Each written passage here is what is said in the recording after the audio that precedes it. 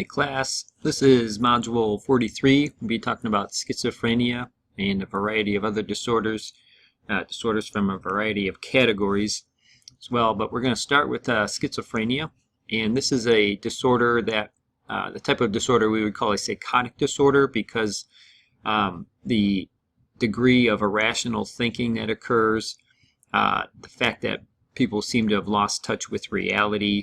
People are experiencing things that aren't real. In their minds, they're experiencing things that aren't real.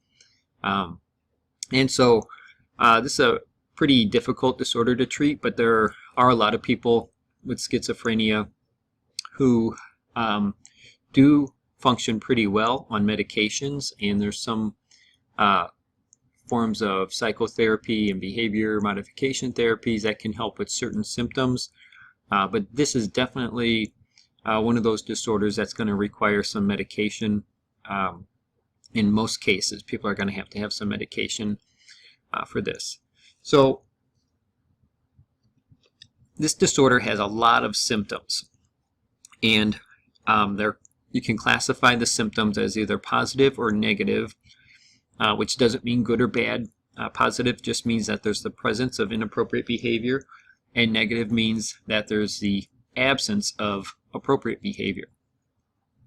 So one of the most common symptoms of schizophrenia is hallucinations, and those are false sensory experiences. Now, I want to make sure you know the difference between a hallucination and a delusion, because students get those mixed up a lot.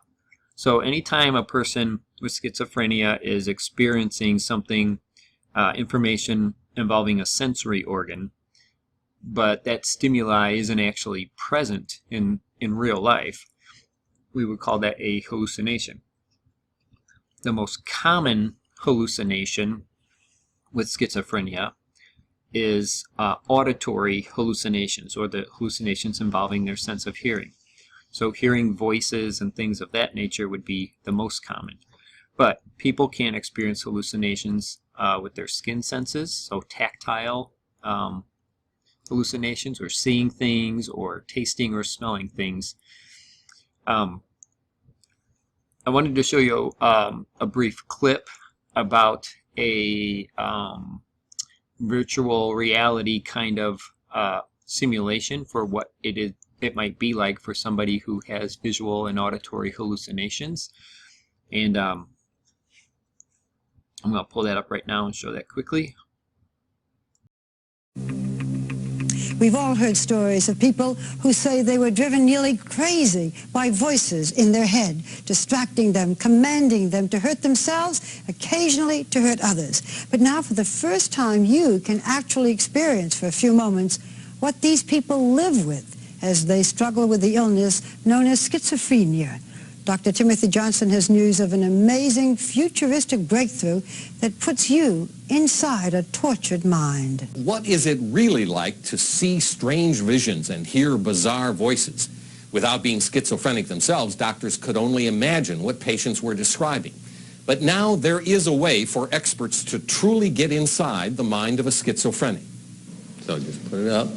Using the technique of virtual reality, Janssen Pharmaceuticals has developed this device to stimulate the visual and auditory hallucinations of a schizophrenic patient. Hi. Sorry I'm late. I had to take a phone call. There's nothing wrong with you. You're the one in control. It works like this. The viewer looks into the goggles and watches an animated virtual scenario. Are you okay? You seem distracted. Have you been seeing anything unusual? You're no What's wrong with you? Letting this one tell you what to can't do. do anything like that. What the viewer sees is called walk in their footsteps, and it puts the viewer, in this case me, into the shoes of a schizophrenic person visiting the psychiatrist while being barraged by constant hallucinatory images and voices. You mentioned having trouble getting to sleep last time. How have you been sleeping? As I watch this, it's incredibly distracting, so that if I were having to try to really focus on what this doctor is saying to me, I would find it almost impossible, I think, with all these noises and sights. Those symptoms can be very. But what was only distracting for me was downright frightening for Ken Steele. Okay. When Ken put on the goggles, he was emotionally thrown back to the time he could not escape the visions and voices. Within moments, he started to panic, sweating, and hyperventilating. Last time, you were talking about volunteering. There he is. There's the one. Have you spoken to them yet? Oh, It feels like what you can remember going through? very much so, Doctor. Yes, I remember this. And that kind of distortion. Yeah, yes. The doctor would Yes, look like yes, that to yes, yes. This, yes. This, you. Okay? All right. I'm sorry, guys. Tim, that was extraordinary to see and hear what it is like for a schizophrenic. That's really the way it is? Well, I could hardly believe it myself the first time I saw it, that time at Yale with Ken. So I turned to him after he had seen it, and I said, Ken, is that really what it's like? It seems so unbelievable. He said, Tim, that is what it's like. Okay, so since those people are experiencing things that aren't normally there, we would consider that to be a hallucination, and also that would be considered a positive symptom because it's the presence of inappropriate behavior or cognitions or thoughts and feelings. The other category would be disorganized thinking and speech, and delusions are one of the symptoms that students commonly confuse with hallucinations. Delusions are just false beliefs that a person with schizophrenia might have that aren't really true. So I listed some examples here. The delusion of persecution would be the false belief that people are trying to kill you or plotting against you or conspiring against you in some way. People are spying on you. I do think Jim Jones, from Jim Jones and the People's Temple documentary that you guys watched, I do think Jim had some delusions of persecution. The delusion of grandiosity, which we also see sometimes with people in their manic phase, where they think they're special or grand in some way. They might think that they're good friends with famous people. They might think that they control the weather with their mind. I mean, there's all variety of ways that could pan out. And sometimes delusions of mind control, where they feel like somebody is controlling their thoughts or putting thoughts into their head. And again, there are other types of delusions, but these are some of the more common themes that you see with schizophrenia. So also in this category of just disorganized thinking and speech would be something we call word salad, because they kind of like with people in their manic phase, when their thoughts are racing, their selective attention is not very good, so they can get easily distracted and get off track. And sometimes when they start talking, their speech just doesn't even make sense. So sometimes it seems like they're really confused in their own mind, but they don't realize they're confused. So what they're saying just doesn't make much sense.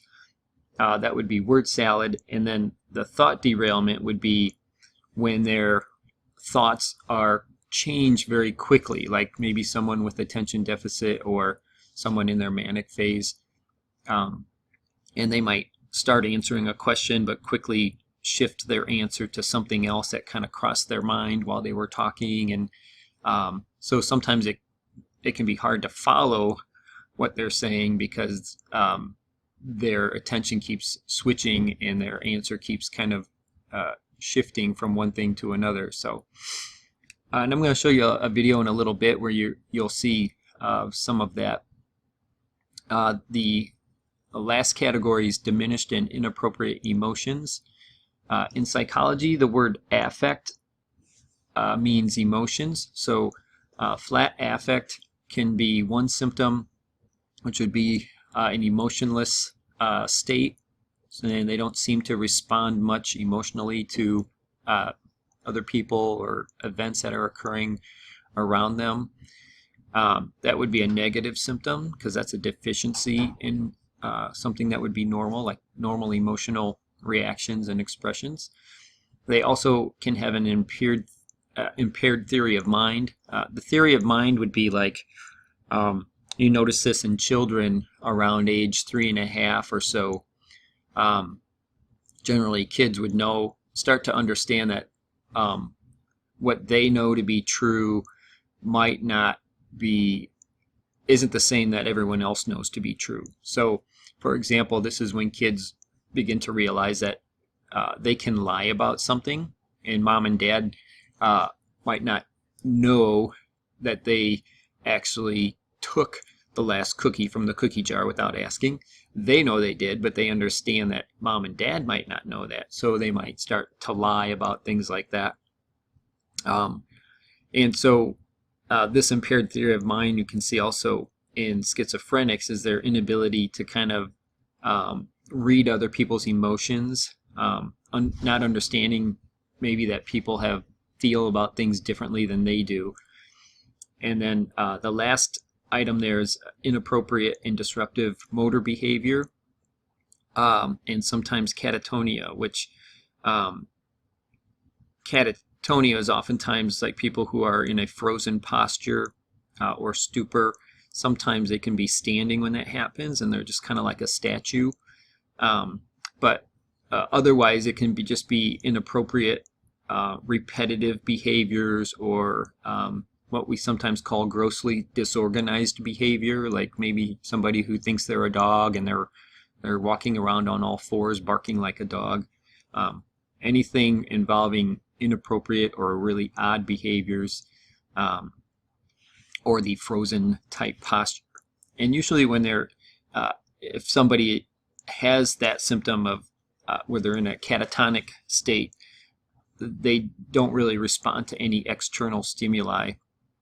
And so I'm going to show you a video and see if you can pick out some of these symptoms in this video clip. There are several of them that occur pretty quickly, so keep your eye open for some of those.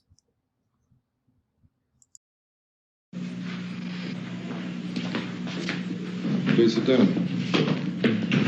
How are you doing? I'm doing so hot. I think and feel as though people have called me here to electrocute me, judge me, put me in jail, or kill me, electrocute me because of some of the sins I've been in. Is this a new feeling for you?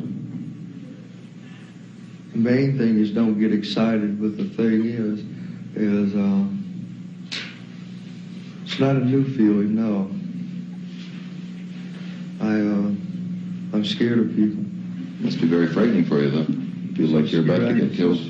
I'm so scared I can tell you that picture's got a headache. Can you tell me more about that? The picture has a headache? You want to know? Yes, I do. Okay, when a sperm and an egg go together to make a baby, only one sperm goes up in the egg. And when they touch, there's 2 contact points that touch before the other 2. And then it's carried up into the egg.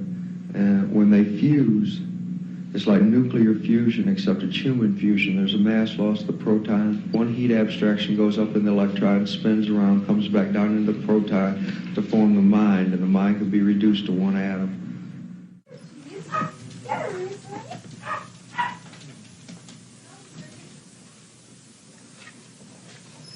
I'm going to sit here and smoke. Okay.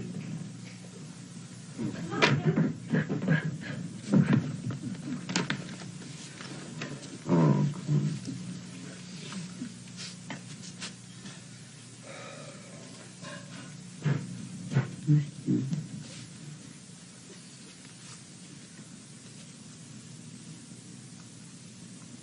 How long did you give your pace for? Till 6 tonight. Are you going to kill me? No, I got no intention to do nothing to you, Joe. See, I still have this male aggression thing. I don't know if you're going to kill me, and I don't care. Enough's enough. Well, what makes you think your daddy would kill you? Because we were getting 20 gunshots a night, and I couldn't figure out where they were coming from. I went out there and found out everybody was shooting everybody. There was a lot of stress in that city. In Detroit, as far as stopping the crime, if you want to stop the crime, you better talk to John Nichols, because he knew what he was doing. Daddy, you know how you feel? I feel even worse than that. That man, if I wanted him to and said, get up and go to the bedroom and leave me alone, would do it. He is a father complex, but he's not a wishy-washy father complex. He's 68 years old, and he can still kick my ass, even though I can do squats with 2,000 pounds. I don't have any fun at all. The police department was fun. Yeah, there ain't no fun out there killing people, no. I've got a certain amount of common sense, too. I am precedent and morals, and whether you believe it or not, you've taught me a lot. So as you can see from that short clip, there were actually a variety of symptoms being displayed by that young man. One was his delusion, in particular his delusion of persecution. He stated very early that he felt like people were out to get him or electrocute him because of some of the sins he had been in. He did seem to explain himself by talking about how the picture had a headache, and then jumped right into talking about sperm and egg and nuclear fusion or something. I mean, it really was difficult to follow. It didn't really make much sense. So, say a little bit of word salad and thought derailment occurring there.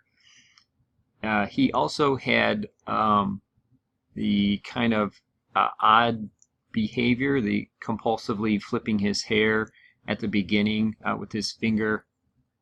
And in general, he wasn't emotionless, but his emotions were a little bit out of whack. And that also falls into this category of inappropriate emotions, where when he was talking with his dad at home during his break from the hospital, you could see he was getting really agitated about violence and things of that nature, and asking his dad if he's gonna kill him, and he just seemed like getting really agitated, and really for no apparent reason, because his dad was being very calm at the time. Very, things were really pretty simple. It was a simple conversation he could have had with his dad, but you could see that his emotions were kind of all over the place there. So, to move on then, John Hinckley Jr. has been in the news a lot in the last 5 years or so. He's the guy who tried to assassinate Ronald Reagan, and one of his delusion, his motivation for trying to kill Ronald Reagan was that, of course, Ronald Reagan was the president of the United States at the time, was that he had seen a movie with Jodie Foster in it, the actress Jodie Foster, and I think it was called Taxi Driver, and she played the role of a young prostitute, I think, in the movie. But anyway, he kind of became obsessed with Jodie Foster, and she was in college at the time. In addition to acting, she was also a college student, and he found out where she went to school and in what dorm she lived in, and he would send her letters. And anyway, right before he went to assassinate President Reagan, he sent her a letter, and in the letter he talked about how he was going to assassinate the president to prove his love to her. And so, like, in his delusional way of thinking, his belief was that if he killed the president for Jodie Foster, that Jodie would be really impressed by that. Like, wow, you killed the president for me? That's pretty impressive, like that would be a turn on to her. And so you can see how odd that kind of thinking was there. But anyway, John is petitioning for to be released from the mental facility that he's at now. He has improved a lot over the years. For years he's had some supervised visits to his parents on the weekend, and also some unsupervised visits over time as well, although unbeknownst to him, his behavior is closely monitored by undercover agents when he's out on his own. And but anyway, some people feel like he's no harm to society and he's fine. You know, he's been treated for schizophrenia for many years and that he's okay. But others aren't really convinced completely of that. So it's been kind of an ongoing issue with him. We know that schizophrenia is one of those disorders that has some kind of a genetic component to it. And you can see in pretty much any country, if one identical twin has schizophrenia, it's about a 50% likelihood that the other identical twin will also have schizophrenia. Those rates are not nearly as high among fraternal twins, so that kind of leads us to believe that there could be a genetic link there, maybe not a schizophrenia gene, but at least maybe a gene or a cluster of genes that makes some people more vulnerable to developing schizophrenia.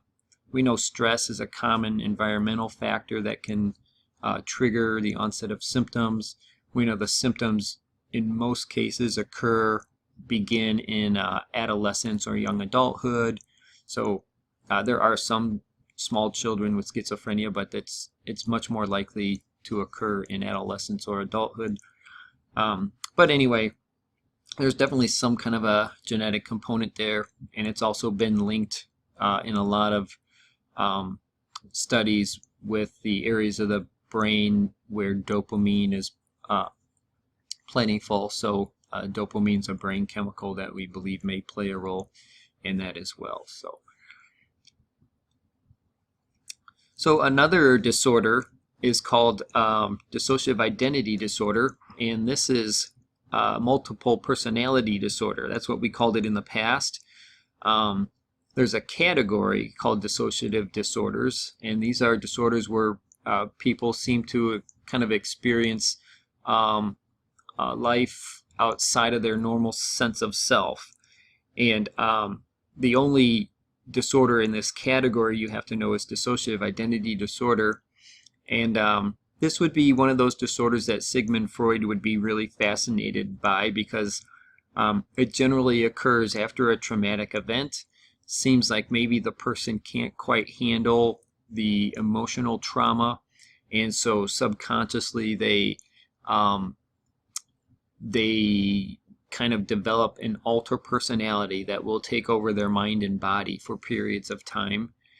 In most cases, people with this disorder don't know that they have alter personalities, and when their primary personality returns to control of their mind and body, they generally would have no recollection of anything that occurred during the time when the alter personality or personalities were in control of their mind or body. What's fascinating is that some of the cases are pretty extreme, where like an alter personality would frequently eat a type of food that the primary personality would find completely disgusting and never ate. There's even been supposedly some case studies where a person would have allergic reactions to certain foods, but one of their alter personalities would consume that food and not have that same reaction, or maybe a very mild form of that reaction. But it's also a controversial disorder, though, because it's a lot more rare than people think, because it's been portrayed in movies and some famous case studies of the past. But we believe some of the cases are really not true cases of dissociative identity disorder, but rather people get into therapy, and sometimes a therapist might encourage them to kind of like role play almost when they were a child, and how they handled something as a child, and they start coming to believe that these are actually alter personalities, and they convince themselves, and the therapist ends up convincing them that they have alter personalities. So it's really really controversial. There are some psychologists who don't even think this disorder exists, but in my opinion, there are some cases where people have had problems like this without seeing psychologists, and it's just come out of the blue after a traumatic event. And to me, there are definitely some legitimate cases. So I'll show you a short clip about that. This is a little trailer, so to speak, for an episode of Dr. Phil involving a woman with multiple or dissociative identity disorder. I said, Tracy, and she looked at me, and it wasn't my wife. I've been in this profession for 35 years, and I've never met a multiple personality in all of that time. She claims to have 5 personalities inside her. Becky, she's the alter that tries to kill me. That's a bad, bad mother. She uses the razors and the books to beat herself. You're about to witness. If I asked to speak to Becky, would she speak to me? Something that's never been attempted before on Dr. Phil. I'm Becky. My name's Tracy, and I have multiple personalities.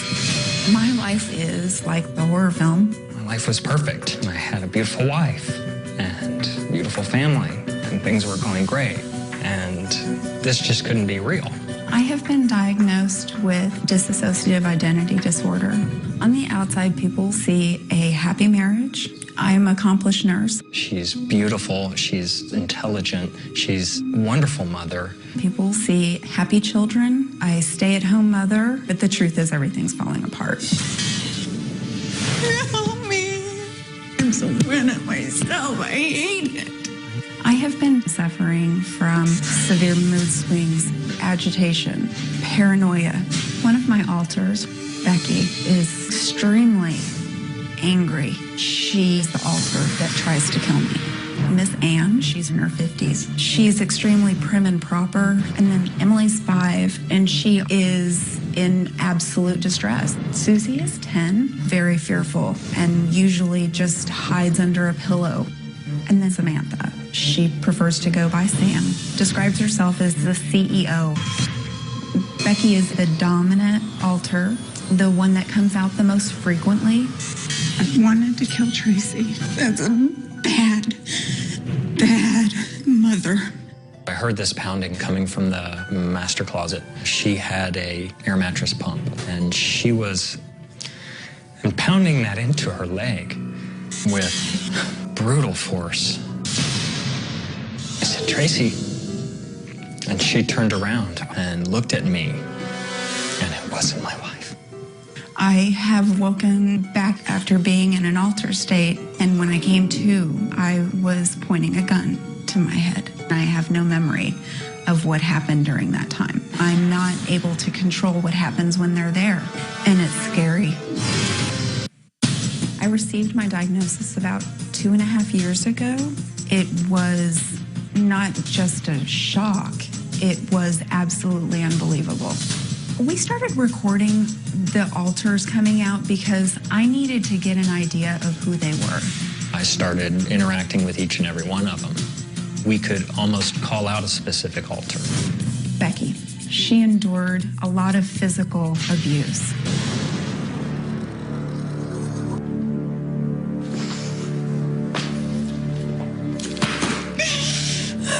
Help me. Her reaction to violence is violence. She likes to find a very heavy object and beat me with it. Becky's angry. If I don't hurt myself or try to kill myself, then I get to stay. But if I do any of those things, then I have to go. Kill yourself. Do you have any idea what it's like to fight and fight and fight and nobody cares? She has a lot of pain. She's the one that uses the razors and uses the books to beat herself. It was just a constant stream of pulling nails out of the fence and hiding them in her sock, or taking razor blades and hiding them throughout the house. There's Samantha. She introduced herself as Sam. Yeah. Hi. So nice to meet you. I haven't met you yet. I'm Tyler. She's like the barometer of how all the other alters are feeling. The biggest difference in voices would be Becky and Miss Ann. Miss Ann, she can see danger. I'm feeling like it's time for the girls to spend some time with their mother. Emily loves her stuffed elephant, loves to color. I didn't want to be away from my mommy. I need my mommy here. I can't have her be away from me. I know. Please don't let her go. She's not. You can see from that footage why this is one of those disorders that's kind of almost hard to imagine, and it almost seems like people are role playing in a way. But again, we think there are some legitimate cases of this disorder. People would have no reason to put themselves through so much turmoil and trouble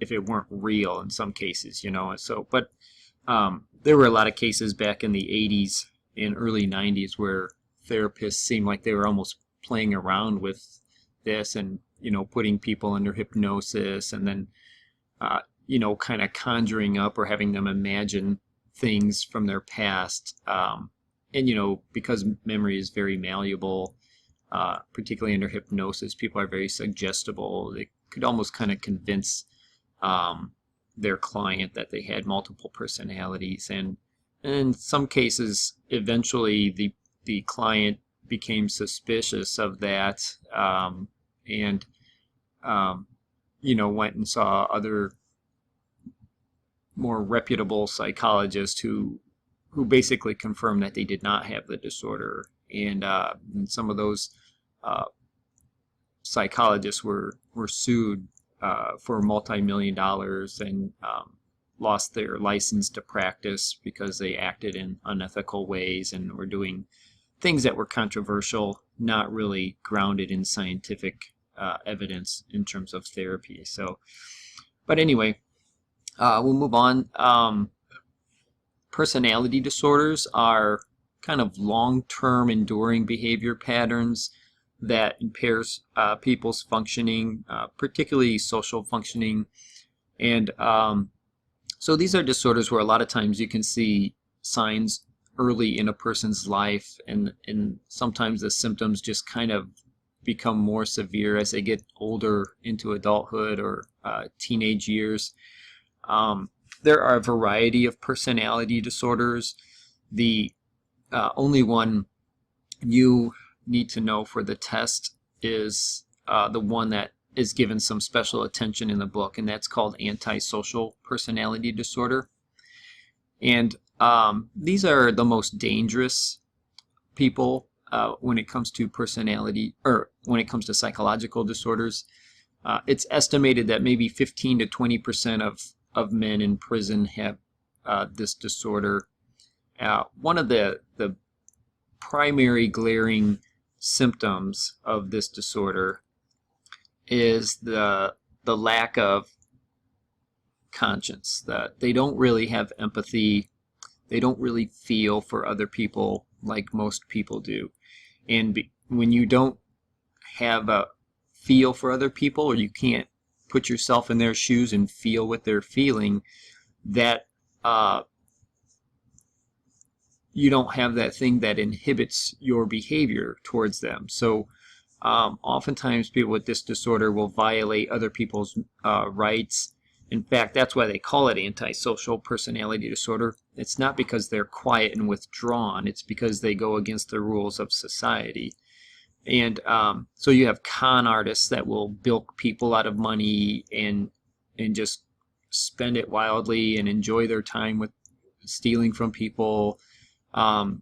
Sometimes they can be violent. If they don't like somebody, you know, they might just murder them or injure them horribly, and they just really don't seem to care about anyone but themselves, and feel like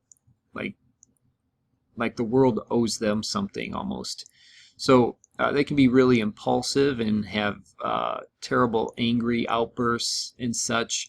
They usually, because they're impulsive, they'll make decisions without thinking about consequences. That in conjunction with the fact they don't really feel empathy for other people causes them to be impulsive and get in fights frequently and do bad things to people. So these are the kind of people we generally refer to as sociopaths or psychopaths. Probably most serial killers have this disorder, but not everyone in prison has this disorder. But most serial killers probably do meet the criteria for this disorder. So I'm just going to show you another short clip about this topic. And in the video you're going to watch, they keep referring to it as psychopaths or sociopaths. I think psychopaths, they don't spend much time talking about it in terms of the antisocial personality disorder, but it's the same disorder they're talking about. They just keep referring to it as psychopathic tendencies.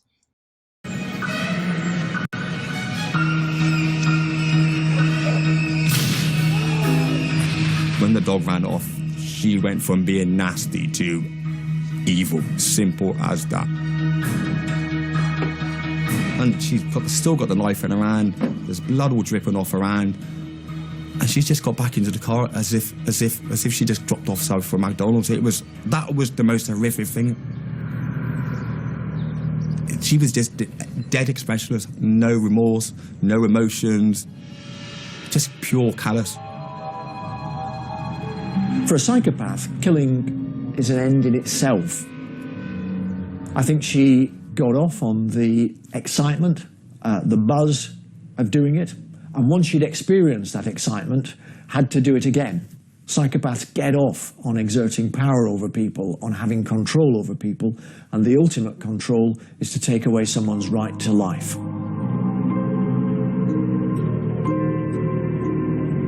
But I'm thinking any man who walks along this road, and if you've got a dog, you're going to be the next victim. Within a few minutes, Dennehy spotted another target.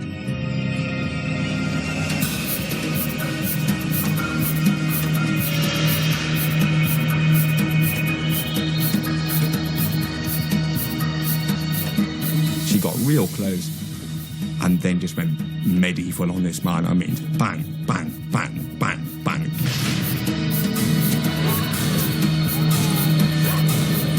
And the poor man was being stabbed and still trying to keep hold of his bloody dog, for God's sake.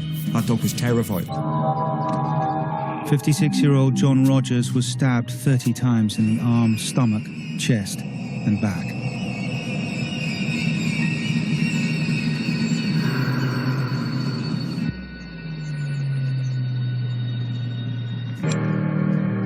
And then Joe's just casually walking up with the dog in her hands, covered in blood, sat down, turned around to me and said, "I've got a lovely dog here, Mark, I'm going to name it Rolo." And that's when I broke down. I don't remember a lot after that. The police eventually found Dennehy sitting quietly inside the car. She was arrested without a struggle.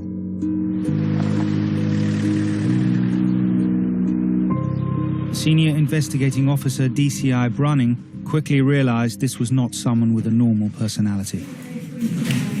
Afternoon. The CCTV footage offers a chilling insight into the behavior of a psychopath.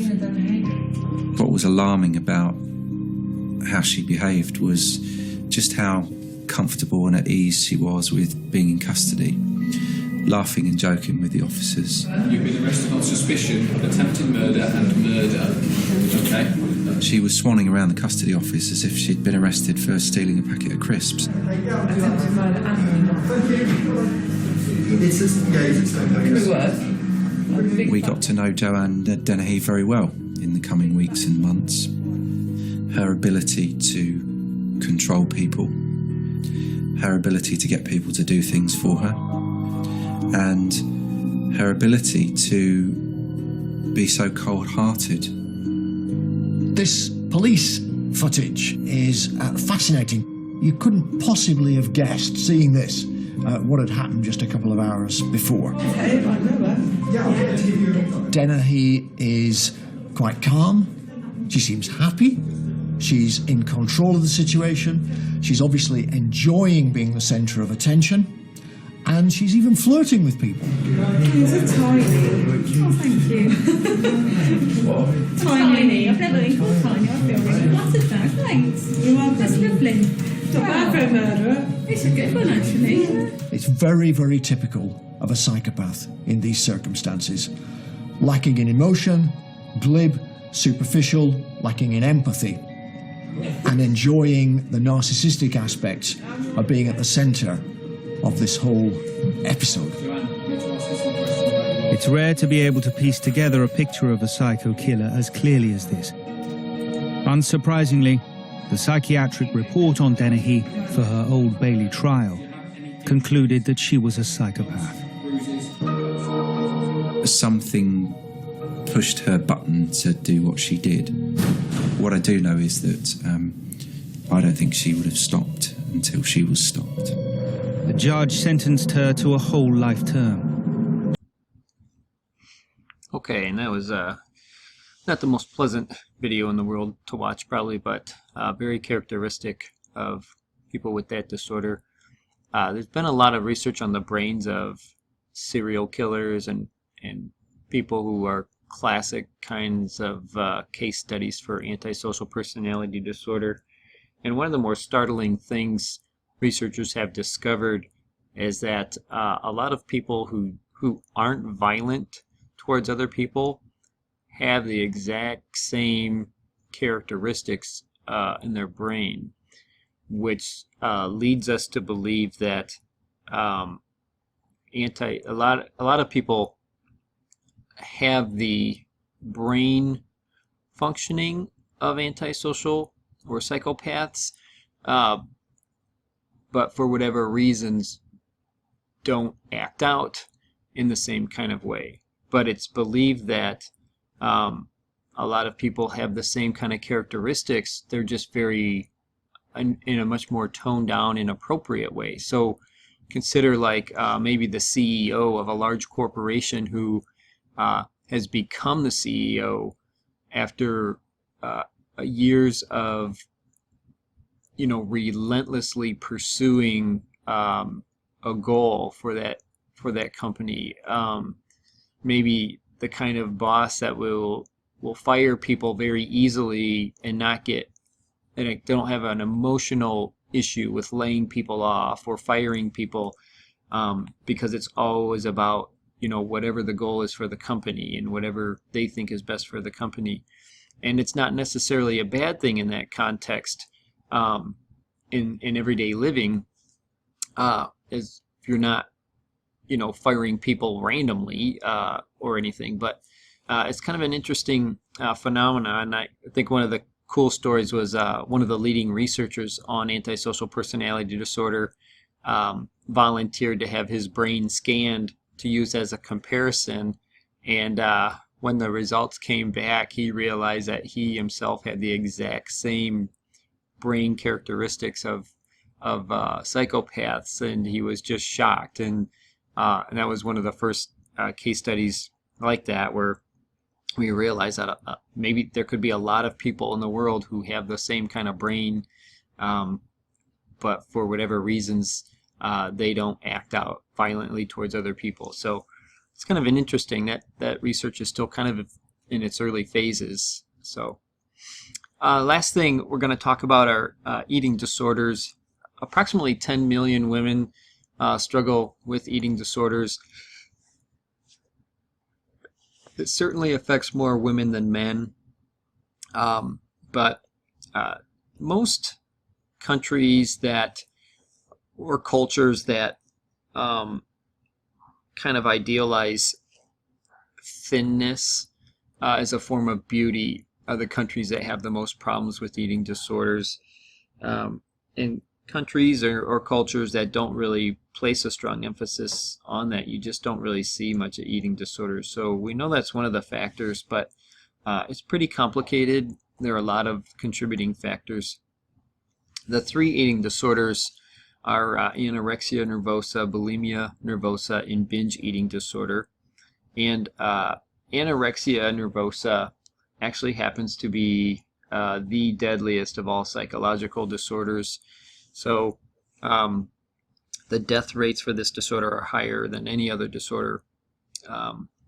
And oftentimes that is a result of organ failure, because anorexia occurs when people are not consuming enough food for their body requirements.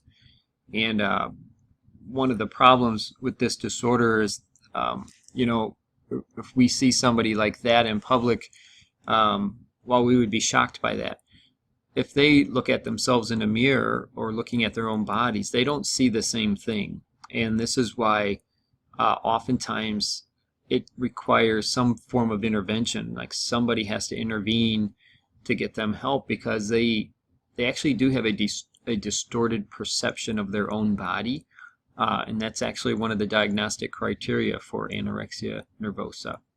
So the big thing with them is significant fear of being fat, and so they will cut way back on food consumption, and but it gets out of hand, and it's to the point where then they're completely emaciated, and thus the high death rate.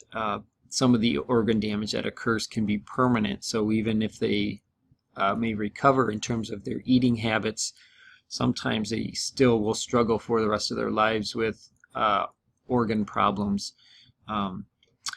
So bulimia nervosa is also an eating disorder, and this is a disorder where people tend to eat large quantities of food, generally high calorie or high carb type foods. They feel like they can't stop eating, and so they will kind of gorge themselves on large quantities of food, and then generally they don't want to gain a lot of weight, and they'll feel guilty for doing that perhaps, so they will find a way to get rid of that food through self-induced vomiting. That's the most common way, but sometimes excessive use of laxatives, and nowadays we're seeing more and more with both anorexia and bulimia, excessive exercising is becoming another common way for people to handle their weight. And because I think that's kind of considered socially acceptable to exercise. It's kind of cool in the United States now to be healthy and exercise, and I think people feel like they can do that and convince themselves that they're still healthy if they're exercising, or maybe as a way to try to hide that from other people. The last one is the binge eating disorder, and this is also where people will binge on large quantities of food, except that they don't have the compensatory behavior, so they don't purge it by vomiting or excessive exercising. And so of course the opposite health risk here is obesity related kinds of health issues here. So anorexia nervosa is also one of the most difficult disorders to treat, and I saw a longitudinal study a couple of years ago. They followed, I think, approximately 200 teenage girls who had been diagnosed with the disorder, followed up with them for 20 years, and 20 years later, 50% of them were still struggling with that. So in some of the cases, in most of the cases, they had gotten treatment. That's why they were in the study. But some of them really never quite got healthy to begin with, but most of them would kind of ebb and flow. So when things in life got stressful, they would start starving themselves again. So like it just kind of came and went with stress and other things in their life. So the contributing factors can be pretty complicated. It seems like usually there's some kind of an event that occurred in their lives that was very stressful, and particularly with anorexics and bulimics, they tend to be kind of perfectionistic people, and so like they generally would score really high on conscientiousness from the big 5-factor theory. They like things to be orderly and neat and organized, and that's part of their personality. And that might be why they struggle so much when something happens in their life, some kind of an event that they can't control. And so what we're learning more and more over the years, particularly from anorexics, is that not eating actually calms them and makes them feel in control. When some other aspect of your life seems out of control, we do tend to want to grasp control in some other way, and they may do it through deciding what they put in their mouth and what they don't put in their mouth. So, but a lot of times they come from families who are kind of competitive and high achieving. A lot of times girls will have moms who were really big on appearance and perfectionistic types of tendencies with their appearance and cleanliness at homes and things of that nature. So, so it's pretty complicated. A lot of them have very low self-esteem. A lot of their self-esteem is based significantly on their body shape or their appearance. And a lot of that also ties in to our cultural emphasis on being thin. So this kind of garbage here, the Ralph Lauren ad, which is so obviously photoshopped to an adult, but to a young impressionable girl who's dissatisfied with her body, it's hard to know if they really get that. And of course, most people could never achieve that look without going to some extreme measures like starving themselves to death. And this I thought was interesting and sad. An ad from Levi's a while back where they were advertising a new line of jeans, and it says the ad says hotness comes in all shapes and sizes, and they have what apparently is their idea of diverse shapes and sizes, which to me is all very, very thin. I don't see any diversity there. So all the photoshopping that goes on contributes to this, and we're starting to see some changes, particularly in America. Actually, a lot of industrialized nations now are putting limits on who can participate in runway fashion shows based on body mass index. So they're kind of drawing a line in the sand, at least, and making some effort. We're also seeing a trend that started in Sweden, which is also spreading to other countries, including the U.S. More and more stores are putting mannequins in the stores with a wide variety of body shapes and shapes that are more typical of the average women. So that's all encouraging. In social media, as much as I despise it at times, it has been very helpful for putting pressure on companies to change their advertising tactics. And it's kind of like your generation, you students, like your generation, and is really kind of stepping up to the plate and demanding change here, and it's helping. So it'll be interesting to see if our standard for beauty changes, but cultural change is always slow. If we go back to this, you see the average woman in the United States is 5'4" and 140 pounds. If this woman were to go to a store to look for clothes, they should be on the medium rack because she's average height and weight. But I guarantee you, in most stores, if this woman were to go buy clothes, she would find clothes to fit her that would be labeled as large or extra large. And that just kind of goes to show how distorted our perception of what's normal or average is anymore. So, and by the way, most fashion models are close to 6 foot tall and 110 pounds. And of course, if you didn't know, eating disorders run pretty rampant in the modeling industry.